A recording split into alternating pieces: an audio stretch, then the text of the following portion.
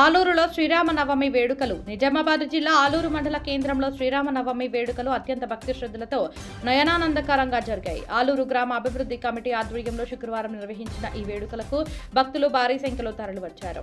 గ్రామమంతా రామనామ స్మరణతో మారుమోగింది. వేడుకల్లో భాగంగా ఉదయం నుంచే రామ మందిరంలో ఆధ్యాత్మిక వాతావరణం నెలకొంది. అర్చకులు శ్రీరామచంద్రమూర్తికి ప్రత్యేక అభిషేకాలు, అష్టోత్తర శతనామావళి పూజలు నిర్వహించారు. ఈ ప్రత్యేక పూజల్లో గ్రామస్తులు భక్తితో పాల్గొన్నారు. మధ్యాహ్నం 12:30 శుభముహూర్తాన స్వామివారిని ఉయ్యాలలో ఉంచి అత్యంత వేడుకగా లాలించారు. అనంతరం సీతారాముల దివ్యమంగళ స్వరూపాలను దర్శించుకుని భక్తులు పులకించిపోయారు. గ్రామ అభివృద్ధి కమిటీ ఆధ్వర్యంలో భక్తులకు భారీ ఎత్తున అన్నప్రసాద వితరణ చేపట్టారు. భక్తులందరూ స్వామివారి ప్రసాదాన్ని స్వీకరించారు.